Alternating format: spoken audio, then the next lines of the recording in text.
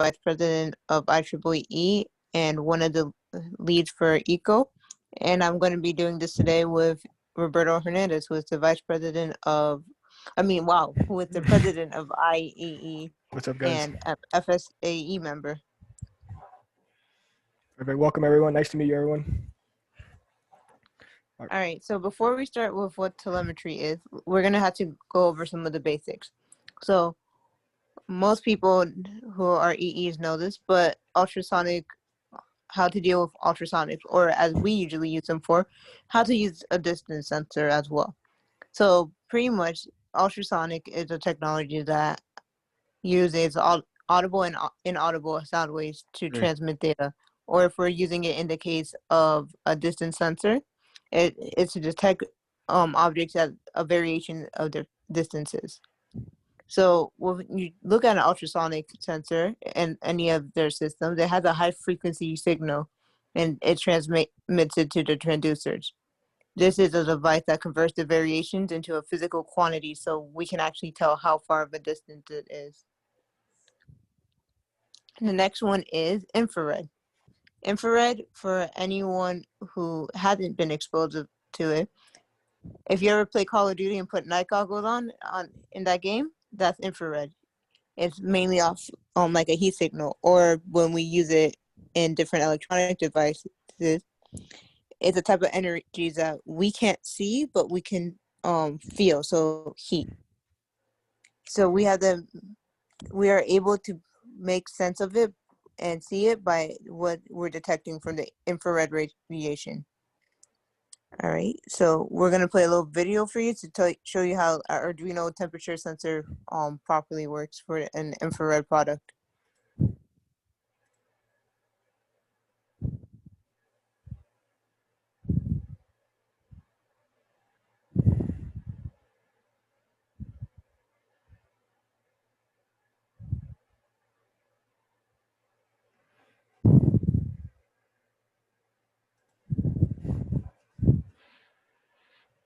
All right, so now that we went over the basics of what an ultrasonic sensor and ultrasonic is and infrared is, now we can really get into what is telemetry. So a telemetry system is a way for us to be able to provide real-time information. These things that we can't necessarily measure in a system by itself, we use telemetry to give us the advantage to actually be able to collect the data and access what we're using. So telemetry often has the wireless data transfers, which you see in radios, ultrasonic sensors, and infrared, like we mentioned previously. And they also have a wired one, which we'll go into a little bit more later. So telemetry can be used to transfer information over different technologies that are wired. Like we said, these are your landline for your computer networks or your telephone wire for your phone. When we think of telemetry, we really need to know how it actually works. So telemetry works through the use of sensors, like many other things. So sensors give us the measured physical data that we need. So anything that we need to use, like for example, a speedometer. In order to collect that data, it then turns the speed into electric voltage, which is then brings the voltage to the timing data, so we can actually be able to see this. So that data stream allows it to be transmitted over a wireless network, so we can actually be able to make sense of what's happening. The benefit of using telemetry, like mentioned a little bit before, was we are able to monitor and track an object which we can't physically be there for. So if we're looking at an intake for air temperature or any of the intakes for a car, no one is going to go into the car and try to take the data in real time, because we physically can't. We can't be able to collect the data while it's moving and still be able to make sense of it. So this is where a telemetry system or a DAC device, something that is able to record data, comes in handy. We are able to use these devices, DACs, which for people who are thinking about the MyDAC device, this is where some of this stuff kind of comes in. So a DAC device gives us a chance to use it as a telemetry system so we can provide more. So since telemetry provides the insight of how our products is working, it pretty much gives us a way to be able to read to be able to make sense of our readings. Sorry, getting caught up on my words today. So telemetry is really used everywhere. So some of the things that we thought of off the top of our head, Roberto, next slide, please, are our infrastructures, our mobile apps, our cars or motorsports, transportation, agriculture, smart city, space, medicine, retail. Everything that we use pretty much uses some type of telemetry system so we can make sense of the data. So we're going to give a few examples how telemetry is used in industries, and we chose 4 that we think are the most interesting that we could have thought of. So one of the first ones is the infrastructure. So when we think of pipelines in our water systems, we usually need to be able to collect the data to be able to manage and control any type of experiment.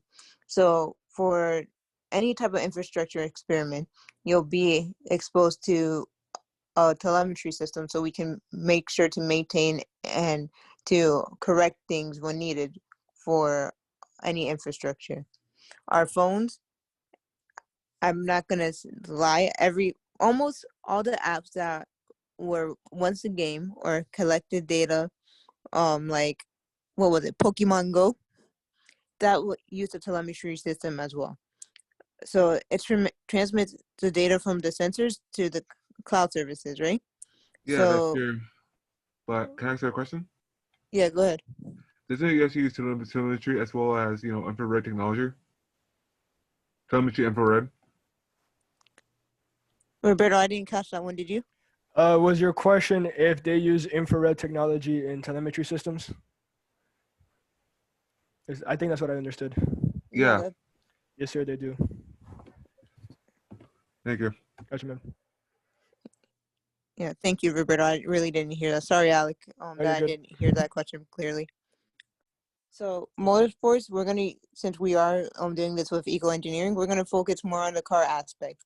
So when we look at a car, in order to be able to read the engine performance and any type of statistics, so we can make corrections, whether the pit crew as a team or anything, we need to be able to have a telemetry system to correct what we need to be more efficient. So if we need a motor to be optimized better, we need to be able to use a telemetry system to collect the data so we know what we actually need to tune.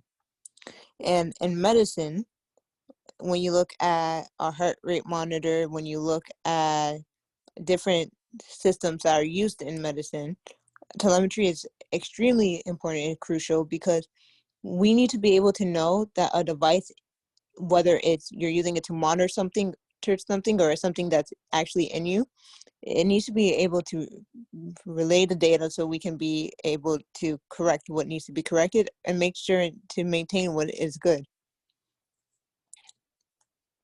All right. So transceivers and transmitters. So, sorry, let me clear my voice.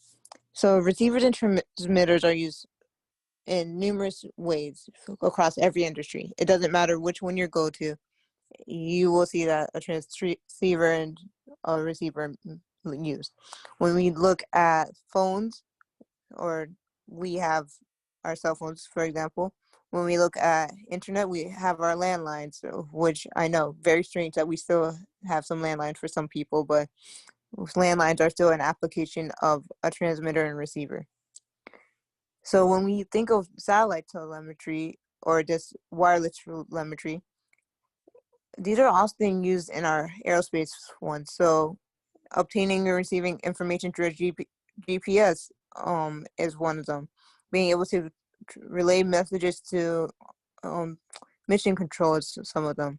Being able to, from a tower, to tell the plane, hey, come in safely, you're cleared to come in. That is telemetry. So if you're looking at the characteristics, we're going to see that some of the key words here. So I will explain their meanings to make it a little bit clear. So we have our operating frequency, which is what it pretty much sounds like. It's the range of the broadcast and received signals that it takes to operate. So if something was outside of the frequency it needs to operate, you will not get the reading. Hence why there's an operating frequency. You have our measurement resolution. That is the absolute minimum digital resolution that you need in order for something to work. We have our maximum transmission distance, which is how far can we go that the transmitter and the receiver can still communicate. And our output power, which is the maximum signal power and that the device would be able to transmit. Oh, I think I forgot data rate, which is the amount of data in bits per second that can be transmitted. Our next thing that we're going to really talk about is transmitter versus a receiver. When we think of a transmitter, think of you are trying to give it to someone. So in this case of someone getting sick, for example, if someone transmits a disease, they gave you the disease. If you're the receiver, you're the one who's laying up in bed for about a week or two because they gave you a disease. So a transmitter is a device that transmits the signal from one to another. A receiver is the device that interprets the transmitted information and makes it into something that we can actually read. So in the case of technology, a transmitter would be an antenna or an antenna to transmit the signal in the air, and then the receiver would be the signal from the air. I just realized that you went on to the next slide, my bad. The understanding the transmitter. Roberto, you want to take this slide? Sorry, I need some water.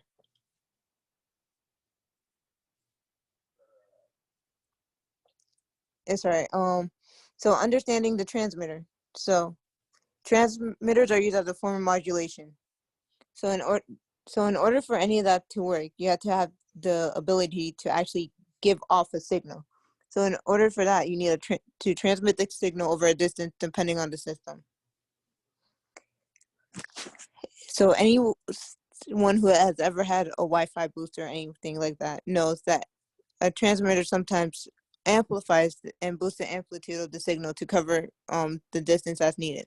So a Wi-Fi booster, for example, will transmit a signal of further range, for example, from like, I don't know, the office to a room that's on the opposite side in order for you to receive the signal. When we think of analog and digital, analog, if you use your car radio, it's AM and FM. Digital or more of your QAM, your FSK, and your ASK. So the next slide, what we're going to do is the data acquisition and telemetry systems. And if you guys have any questions, please feel free to stop me.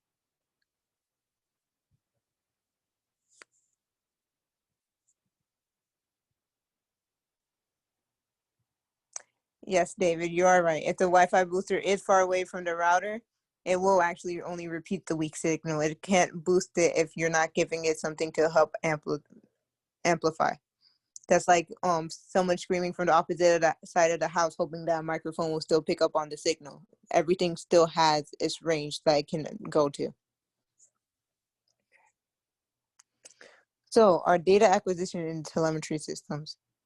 So data acquisition is pretty much the process of collecting the information that needs to be understood, right? So when we think of a car, for example, a data acquisition would understand the physical and electrical impulses or data that's coming from the sensors and the measurements, and then with a DAX system would help acquire it in a way that we can save it. So that would be onto any software like a cloud, the drives that can actually read the data, anything that's capable of capturing the data from the system and able to store.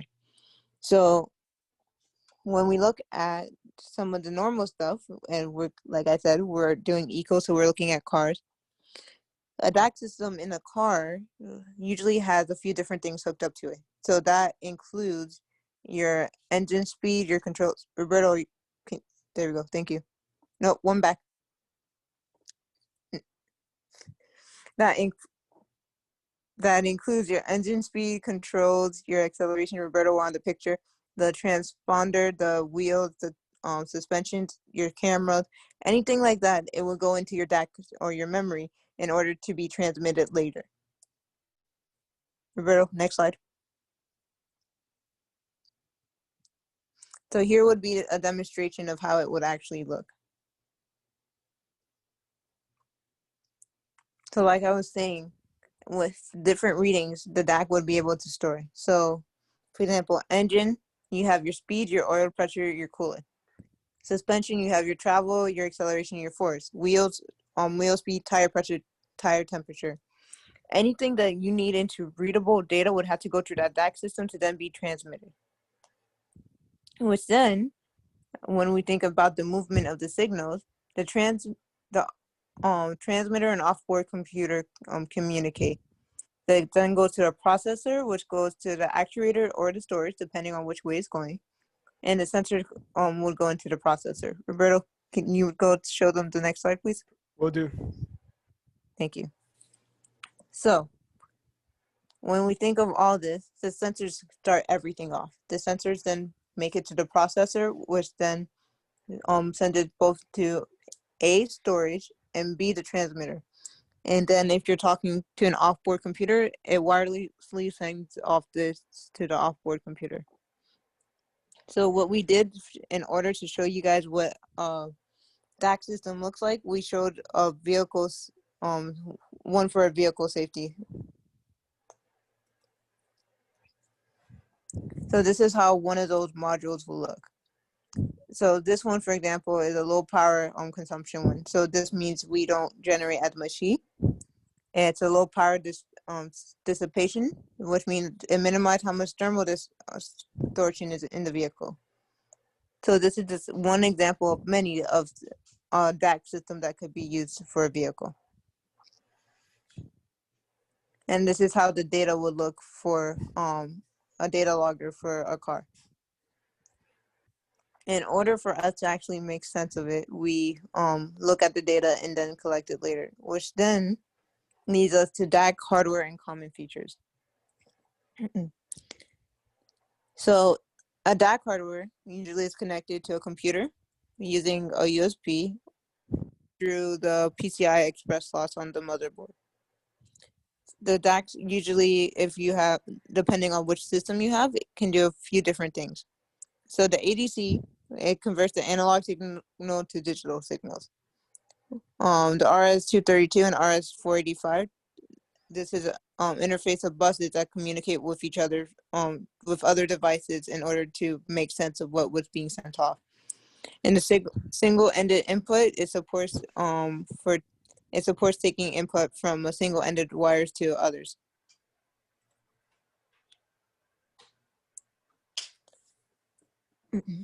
So back to telemetry in cars and racing. So telemetry makes it a lot nicer for us to be able to build a car or build anything. It allows us to remotely monitor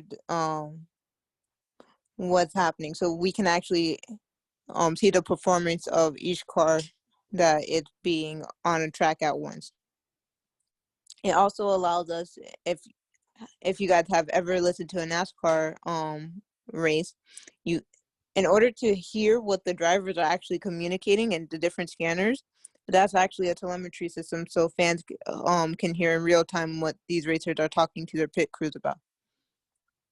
When you look at Formula One, they have had to advance it to potential lap time of a car, right? So they are more about speed, so they had to be able to calculate how quickly does the car have to go for the driver to win. And these measurements that can be read, this includes your acceleration, your temperature of the car, the wheel speed, suspension, you name it, we can pretty much with a DAC system use this. So wheel position, brake pressure, a lot of different things. So what would a typical telemetry system look like in a car? Well, this is a PI system. A PI system collects a variety of info from the car, right? So when we look at our temperature, our location, our rotation per minute, and brake position, a PI system will be able to do that. So a PI system is like a plane's black box. So, and when you think of a black box, it keeps all that information so we can, if a plane ever crashes, Lord forbid, we can make sense of what happened. With a car, there's something similar in there, which is our PI system. So unlike a plane, it has two black boxes that are used. So these boxes are connected to the transducers and the two critical positions within the car. So that is your pedals and or steering wheels, and these sensors measure all the variables possible. As you've heard me ramble off a few different times, there's a lot of different things that these sensors keep track of. When you look at a NASCAR, for example, you see the antenna that sends off to the computer that they're using, so you can see what's happening. So an example of this is if you're watching NASCAR again, when you see them going around in the lap and you're able to see on the screen how fast they're going, that is why we use a telemetry system. Is there any questions? Because that is our last slide for today.